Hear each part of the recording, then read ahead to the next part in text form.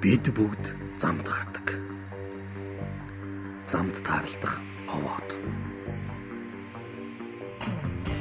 Олны жишиг нар зов гурав тойрч чулуу өргөөд аян замаа даатгадаг.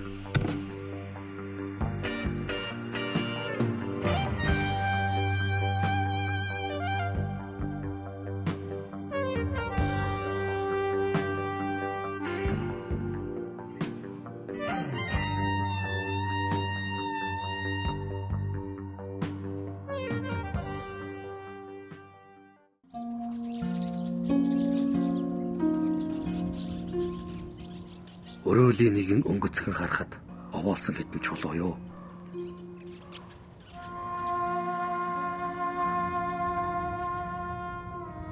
Өөрийн бидэнд харин оюун санаагаар холбогдох орчлонгийн бас нэгэн учгин уу.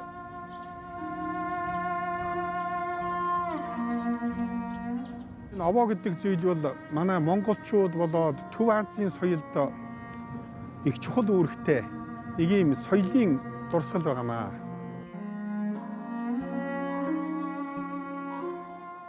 Оосроггүй орчлонгийн орших үед амьдран суугаа монголчуудтай оюун санаагаар холбогдсон ололтуудын нэг нь овоо гэж би бодох.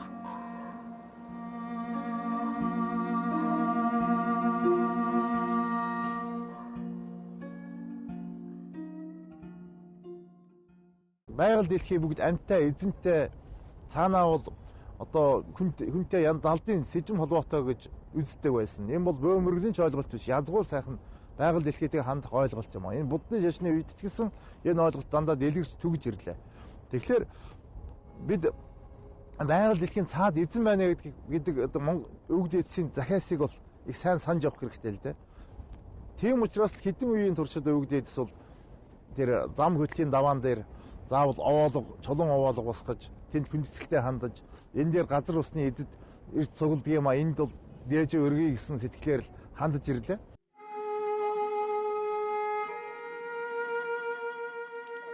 Бид овоотой олон зуун жил хамт байлаа. Тахилаа, шүтлээ. Овоо олон болжээ.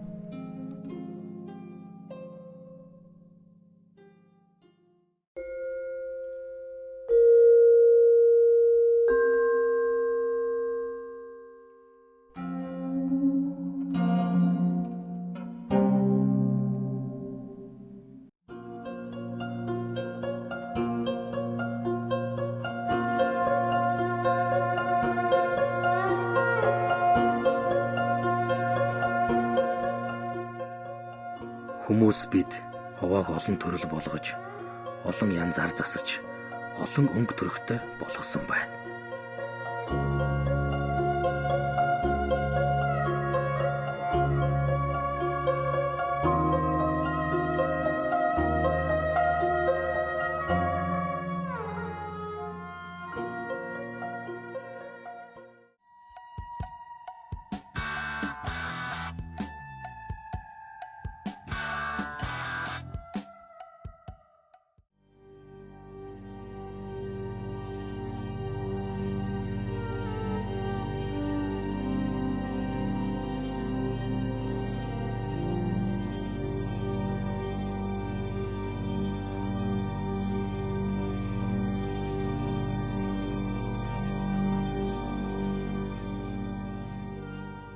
Зарим нэг хариулт нэхэд байгаа асуултуудыг овооноос өөрөөс нь асуучмаар санагдах.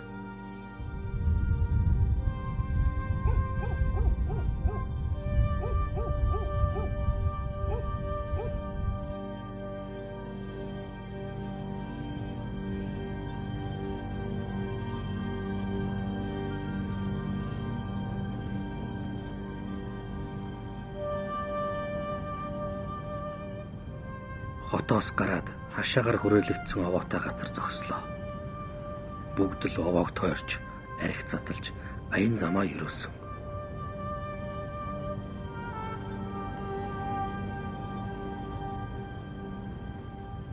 Гэхдээ нэг л биш. Миний багасаа таарч ирсэн овоо биш байлаа.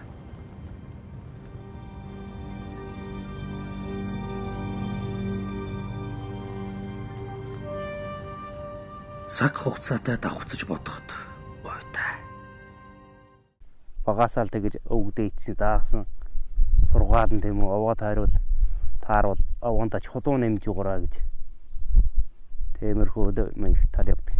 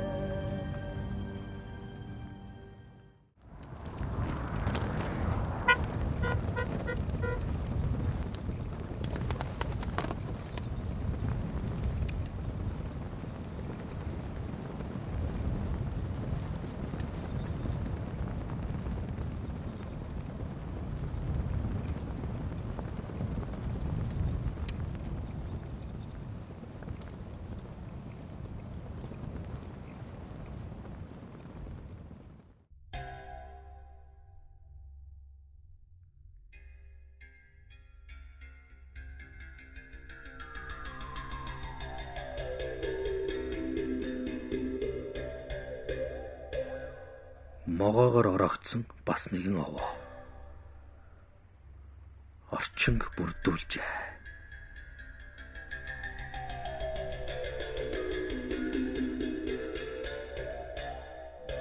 Манай нөхөд хизээ энэ овоог босгочих вэ? Хиний ямар учиртай овоо юм болоо гэж ярилцаж байсан.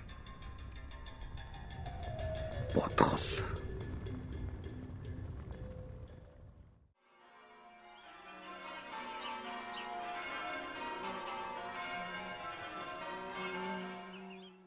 Нөгөө талд нь овоо гэж юу болох юм мэддэггүй. Бүр хараагүй. Хэцүүхэн хэлэхэд тасганы овоогоор овоо гэж юу байдгийг мэдэх төдий залуус бий л болов.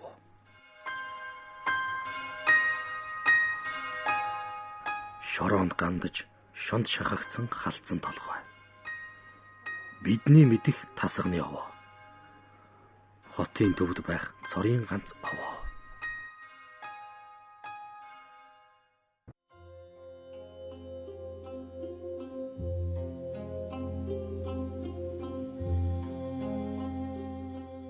Өөр олон овоод. Гэвч өөрчлөгдөж байгаа биднийг дагаад овоо бас өөрчлөгдөд байна уу гэлтэй. Өнгө төрхөнч мөн чанаранч тэр.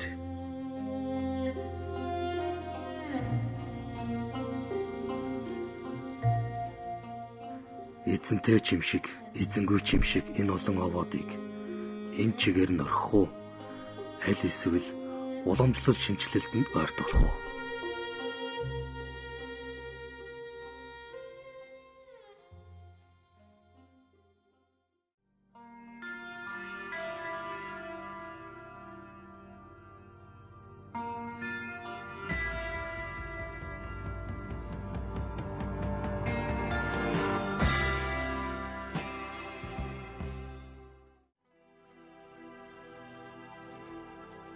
Өдөр шөнө, сар жил, он цаг өнгөрсөөр л бид бууж морцоор л байна.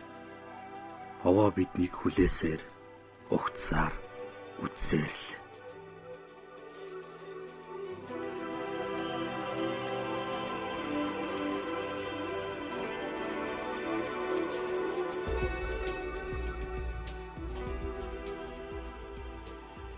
Харин тэр овоодоо сайн ажиллаад харвал бас ярилцвал ганцсан харагдана. Доогтой хэлэхэд гангарсан харагдана.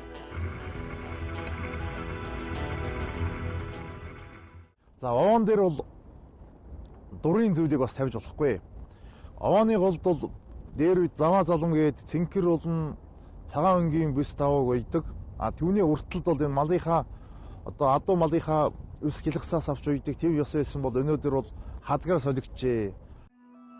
Хугархай таяг, самархай хадаг, хагарсан илжирсэн дугуй, бурагдж үжирсэн мөнгө, өөр бусад зүйлтэй овоогийнх чинь өнгө алдсан, өөдөл хөөрөгүй, гутарсан чимшиг харагдах болж.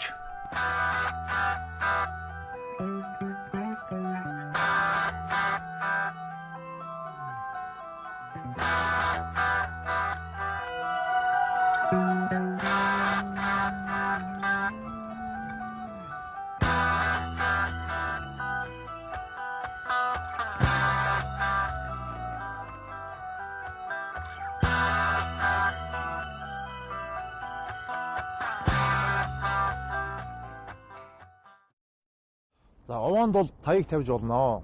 Гэхдээ ийм даваа хөтлийн өндөр овоонд биш ээ. За хурдан морины уралдах газарт бол чиглүүлэх жижиг овоолгууд бий. Тэр овоолгон дээр таягийг тавина. Хүмүүс бол хамгийн одоо сэтэртэй мал хайрлж хөндлөдөг хурдан морныхаа толгой зэргийг овоонд өргөдгөө. Энэ бас өргөх ёстой зүйл. Гэхдээ даваа хөтлийн өндөр одоо овоонд хүний зам хөл дээр өргөхгүй. Тэр адуу малынхаа идээшилж байсан газар нутгийнхаа өндөр довцог толгойд тийм газар дээр хурдан морныхаа толгой буянтай мал сүргийнхаа тэр одоо сэтэртэй малынхаа толгой мулааг тавих ёстой. Зүгийн харуулаад тавьдаг.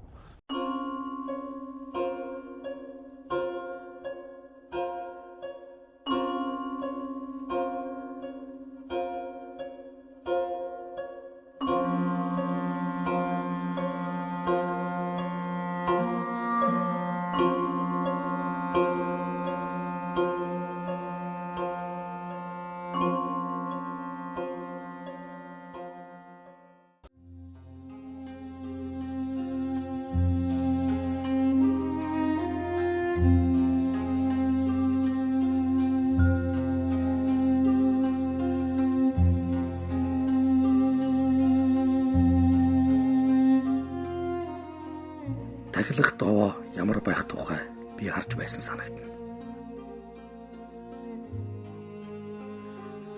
Харин хогонд дарагдсан овоог яах тухай олж хараагүй л явна.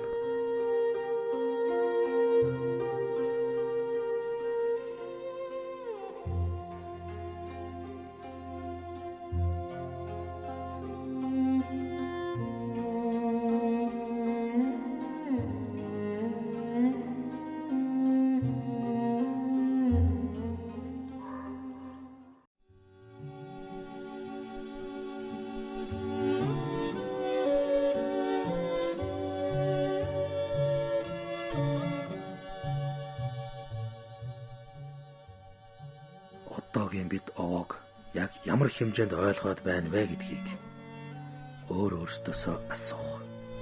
Бас бодох л бодол шиг.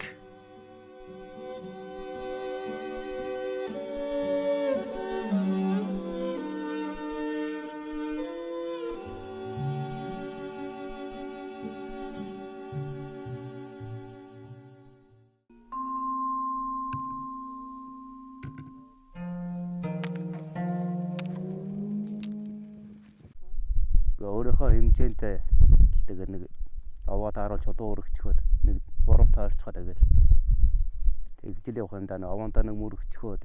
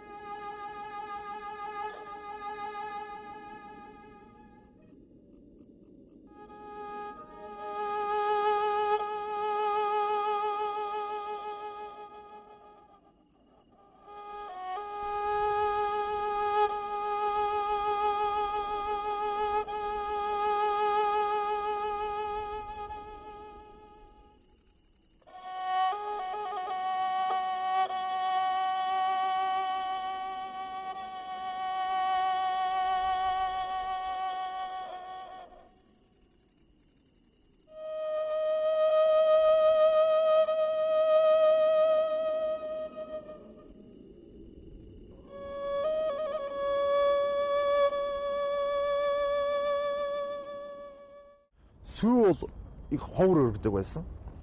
За архийг өргөдөггүй. Архийг бол хар гэж үздэг. Харын дээж. Сүүг бол цагаан, тэгээд хар цагаан буюу нэг дандна гэж ярьдаг. Сүү дандаж, арх дандаж байна. Харин эдэний дээж цай. Цай шингэн боловч цавын дээж, цаас нэмгэн боловч номын гүлгэн гэж монголчууд ярьдаг. Яг цайгаа өргөдөг. Түүний дараагаар шим эдэний дээж ааруул тосноосоо шимийн архинаас өргөдөг. Тэгээд овоон гişиг гэж тэндээсээ хүртдэг.